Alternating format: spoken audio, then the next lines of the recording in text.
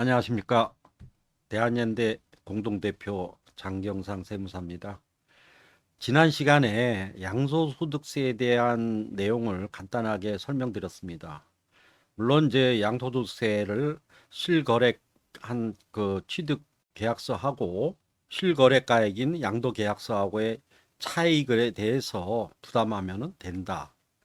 이거는 뭐 어쨌든 우리가 흔히 얘기해서 기본적인 개념이고요. 그런데 그래도 이렇게 그 양도하는 과정에서 내가 그래도 좀 절세하고 싶다는, 또 어떻게 하면 절세가 할 수 있냐, 이런 부분에 대해서 이번 시간에는 간단하게 설명드리겠습니다. 처음에 그 양도할 때 양도 시기를 언제 하는 게 좋은지, 그 다음에 내가 양도할 때 감면이나 세금 감면이나 비과세 받을 수 있는 방법이 있는지, 또 증빙 서류, 소위 말하면 이제 매매 계약서 이외에 증빙 서류는 어떤 것을 내가 챙기고 보관해야 되는지, 이런 부분에 대해서 간단하게 설명드리는 시간을 갖도록 하겠습니다. 일단 양도를 하고 그 양도 대금을 받은 후에 그러면은 이제 소유권 이전 등기가 되겠죠. 그리고 또 소유권 이전 등기와 마찬가지로 소위 말하면 토지대장이나 건축물 관리대장도 다 정리하고 나면은 그때 이후는 절세 방법을 찾았다 하더라도 되돌릴 수 없습니다. 그래서 양도소득세를 자진납부하거나 혹시 양도세 신고에 대한 문제가 있어서 나중에 관할 세무서로부터 고지를 받았을 때는 이미 어떤 적절한 어떤 그런 상황에 대한 대처할 수 있는 시기를 놓쳤기 때문에 아까 말씀드린 절세할 수 있는 어떤 여러 가지 방법을 찾기가 어렵습니다. 그래서 이런 문제를 좀 더 사전에, 어차피 부동산을 내가 하나 처분한다 그러면은 언제 처분해야 되는지는 일단 매매 계약하기 전에 뭐 이런 어떻게 하는 것이 나한테 좀 더 유리한지, 뭐 이런 것을 뭐 이렇게 좀 알아보고 하는 것이 좀 더 이렇게 좀 절세하는 하나의 좀 방법이라고 볼 수 있습니다. 그러면은 지난번에는 주택과 관련된 양도소득세에 대해서만 설명드렸는데, 그 양도소득세 내는 게 과연 주택만 있냐? 그건 아닙니다. 물론 그 토지 건물, 그 소위 말하면 주택이나 그 사업용 건물에 대한 뭐 이런 거에 대한 부동산은 반드시 그 뭐 과세 범위에 포함되어 있고요. 그러나 최근에 우리가 분양권이라든가 뭐 아파트 뭐 당첨권, 뭐 재건축 입주권, 뭐 이런 어떤 여러 가지 그 부동산을 취득할 수 있는 권리도 행사하는 그런 경우가 있습니다. 그래서 그런 부동산에 관한 권리도 양도세에 해당이 되고요. 또 우리가 이제 여러 가지 그 채권 채무에 대해서 그 뭐 설정하는 그 제도로서 지상권이라든가 전세권, 또 그다음에 뭐 부동산 임차권, 뭐 이런 어떤 그 권리, 등기에 대한 권리도 부동산에 관한 권리로 봐서 포괄적으로 양도소득세를 과세하고 있고요. 그다음에 이제 이거는 부동산은 아닌데 우리가 그 대주주 등이 보유하는 상장 주식이나 코스닥 상장 주식, 이런 경우에 이제 그걸 양도할 때 또 양도세를 부담하고요. 그다음에 이제 비상장 주식도 이제 뭐 보유 금액이라든가 퍼센테이지에 따라서 양도소득세를 우리가 이 적용인 그 범위에, 과세 범위에 포함이 돼 있고요. 어떤 여러 가지 그 이런 어떤 양도소득세가 과세되는 여러 가지가 뭐 있다 하는 그런 이제 말씀을 드릴 수 있고요. 여기에는 물론 이제 골프 회원권이라든가 뭐 헬스클럽 회원권이라든가 뭐 그다음에 이제 소위 말하면 이제 그 어떤 그 내 사업장을, 사업용 고정자산을 양도할 때 받는 영업권이라든가 뭐 이런 것도 다 양도소득세 과세 대상입니다. 그래서 이런 어떤 양도소득세가 과세되는 그 대상이기 때문에 이런 경우에 이제 그 우리가 그 과세 거래를 어떻게 잡을 거냐. 물론 매매하는 경우는 당연히 과세가 되고요. 그다음에 이제 우리가 서로 그 상대방이 갖고 있는 부동산이 나한테 꼭 필요한 경우, 내가 갖고 있는 부동산 중에 상대방이 원하는 부동산하고 이렇게 교환하는 경우도 있습니다. 그래서 이 교환하는 경우도 매매 거래에 준해서 이것도 양도소득세 과세가 되고요. 그 다음에 이제 그 법인을 우리가 설립해서 그 법인 설립하면서 부동산이나 어떤 고정자산을 그 현물 출자하는 경우가 있습니다. 그래서 법인 설립할 때 금전 이외의 부동산 등을 출자하고 그 대가로 주식이나 출자 지분을 취득하는 경우, 그런 경우도 이게 양도소득에 해당이 된다. 그리고 우리가 이제 그 자녀한테 어떤 아파트를 증여할 때, 예를 들어서 10억짜리 아파트를 증여하는데 거기에 대출금이 그 은행 대출금이 5억 원이 있었다. 그러면은 증여에 10억짜리를 증여하는 게 아니라 그 부채에는 5억을 뺀 5억만 증여하는 걸로 우리가 일단은 증여세는 과세가 됩니다. 그렇지만은 그 채무에 대해서 그 인수하는 그 경우 그 증여하는 경우에는 부담부 채무는 양도소득세 과세이 된다는 점. 요거는 물론 이제 별도로 어떤 방식으로 계산하는 방식이 있습니다. 어찌됐든 증여를 하더라도 채무는 증여가 아니고 부담부 채무를 양도로 보고 그거를 양도소득세 계산한다는 것만 알고 계시면 되고, 그 다음에 이제 우리가 뭐 요새 이제 뭐 황혼이혼이 뭐니 해갖고 이혼을 좀 뭐 여러 가지 좀 우리도 이제 하는 경우가 많습니다.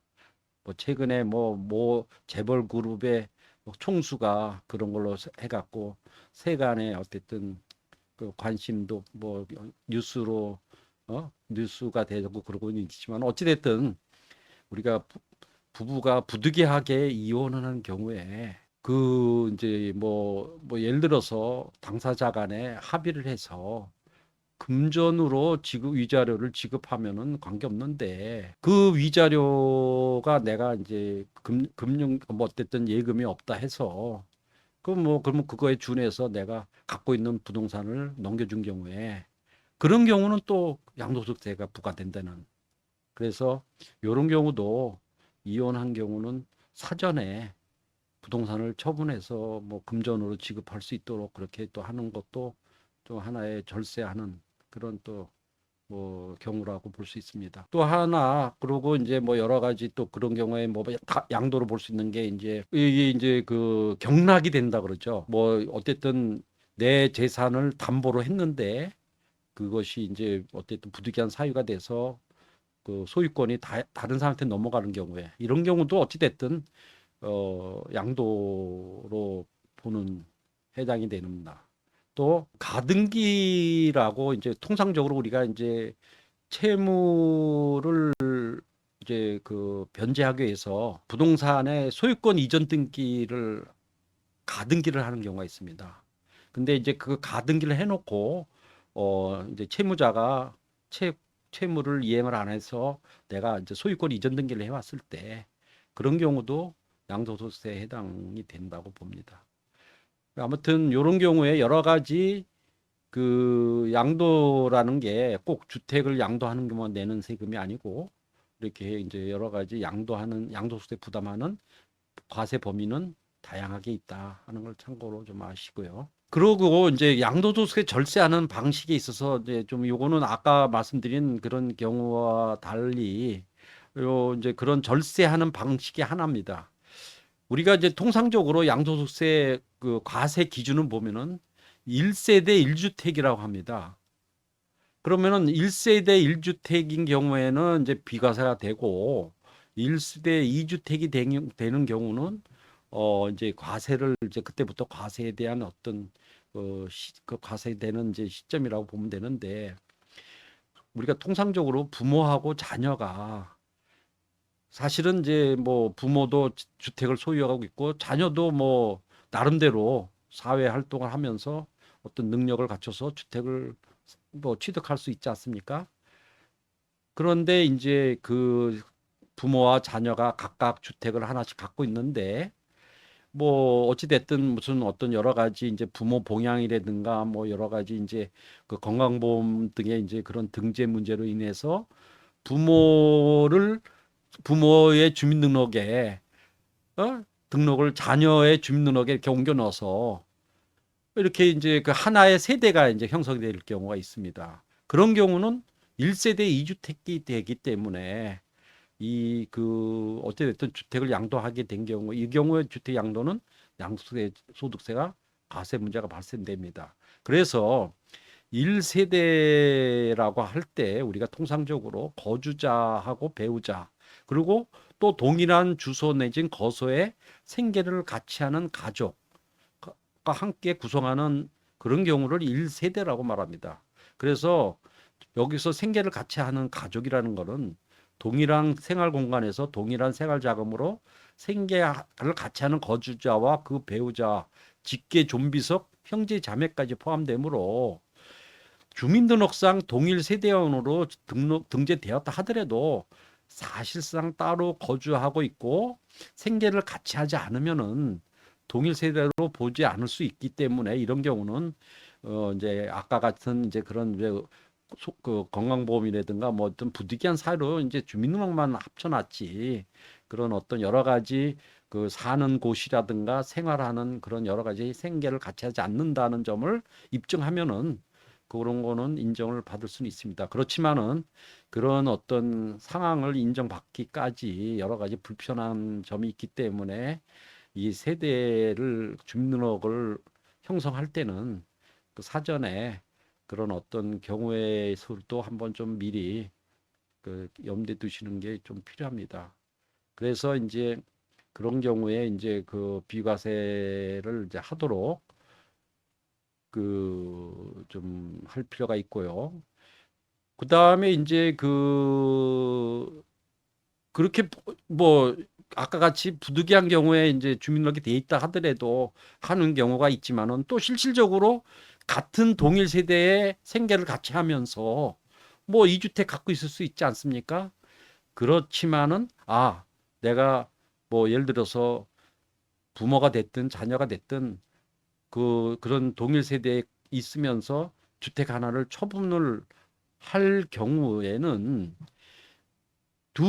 일단 주민등록을 분리해서 각자 생활에 대한 어떤 형태를 달리하고 그러고 나서 그 뭐 예를 들어서 그 각자 보유하는 주택으로 전입을 하고 이렇게 주민등록도 분리해 놓고 그렇게 해서 일단 비과세 요건을 갖춘 다음에 양도를 하는 것이 절세 방안이라고 또 할 수 있고요.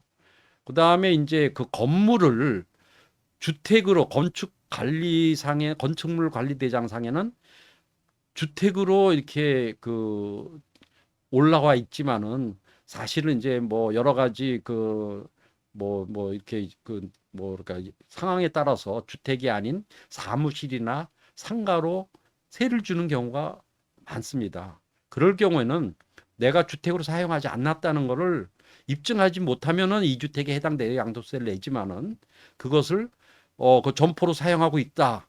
또 그러면은 예를 들어서 쉽게 얘기하면은 주민등록을 저기 사업자 등록이 그 장소에 있었다든가 그다음에 임대차 계약서상에 어떤 점포에 대한 임대차 계약이 존재한다든가 또 그다음에 이제 그런 어떤 그 사업용으로 그 주택이 아닌 사업용으로 이용됐다는 것을 입증하면은 그건 주택으로 간주를 안 하는 그렇게 해서 그 판정을 주택으로 판정 안 받으면은 그런 양도세의 중과를 하지 않도록 그렇게 또 하는 것도 절세의 방법입니다.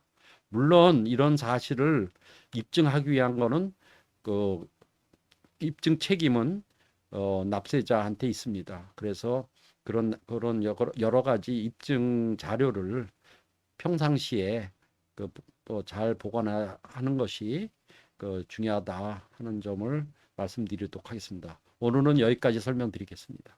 감사합니다.